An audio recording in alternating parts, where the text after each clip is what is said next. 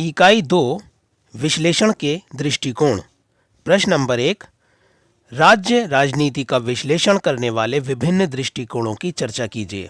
उत्तर, राजनीति एक बहुत बड़ा विषय है और ये एक तेजी से बदलने वाली प्रक्रिया है, इसलिए राजनीति को समझना आसान कार्य नहीं है।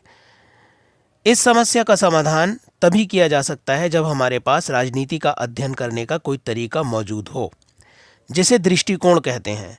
ये दृष्टिकोण हमें बताता है कि राजनीति का अध्ययन किस तरह करना चाहिए, राजनीति के अध्ययन में किन मुद्दों को प्राथमिकता देनी चाहिए।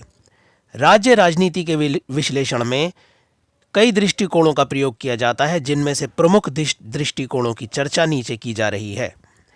तो पहला दृष्टिकोण है व्यवस्थित दृष्टिकोण। राजनीतिक वैज्ञानिकों ने राजनीतिक व्यवस्था में परिवर्तन और व्यवस्था को समझने के लिए इस दृष्टिकोण को अपनाया। इस दृष्टिकोण का विकास मूल रूप से अमेरिका में हुआ। इसका उपयोग उन देशों की राजनीति के अध्ययन में किया जाता है जो औपनिवेशिक शासन से मुक्त हो चुके हैं, अर्थात जो कभी गुलाम थे लेकिन अब स्वतंत्र हो चुके हैं। इस दृष्टिकोण का उपयोग एक या एक से अधिक राज्यों के अध्ययन के लिए भी किया जाता है।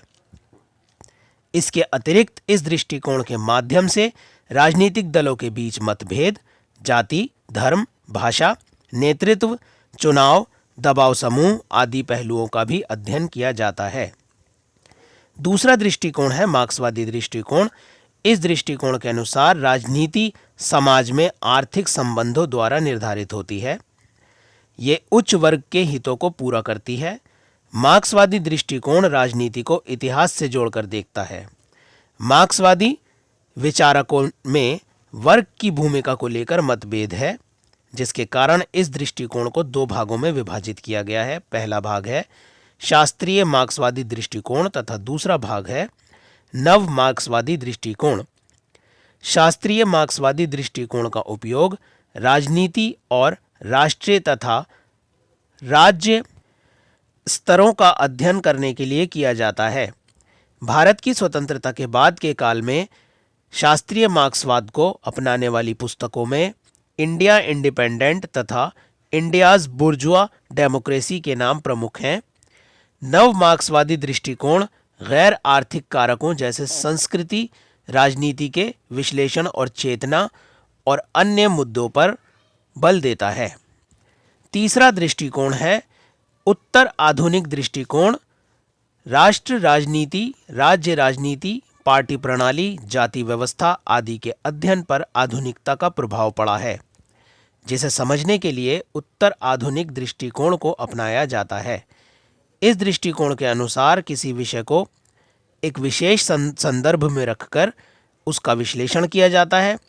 उदाहरण के लिए, विभिन्न जातीय मुद्दों के बीच जातीयता आधारित हिंसा के विश्लेषण के लिए इस दृष्टिकोण का तर्क है कि दंगों की वास्तविकता को समझना मुश्किल है, इसलिए दंगे फसाद इत्यादि को उचित संदर्भ में रखकर देखा जा सकता है। चौथा दृष्टिकोण है संघ निर्माण दृष्टिकोण। इस दृष्टिकोण को आधुनिकतावादी दृष्टिकोण के विरुद्ध विकसित किया गया है।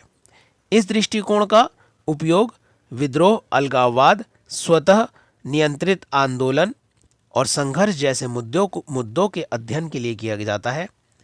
भारत के उत्तर पूर्वी राज्यों जैसे पंजाब में होने वाले आंदोलन के विश्लेषण के लिए इस दृष्टिकोण का उपयोग किया जा सकता है।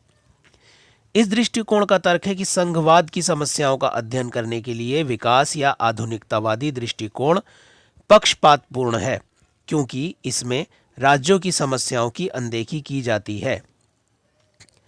पांचवा दृष्टिकोण है सामाजिक पूंजी दृष्टिकोण। समाज में चलाए जा रहे नए आंदोलन, नए समाजों के उदय तथा मजबूत लोकतंत्र के अध्ययन की आवश्यकता ने इस दृष्टिकोण को जन्म दिया। कई विद्वानों ने समाज के विभिन्न हिस्सों का अध्ययन करने के लिए इस दृष्टिकोण को अपनाया। आशुतोष वार्ष्णेय ने अपनी पुस्तक ethnic conflicts and Sikkim life, Hindus and Muslim in India, Bharat के 6 क्षेत्रों में जातीय दंगों का अध्ययन करने के लिए इस दृष्टिकोण का प्रयोग किया है।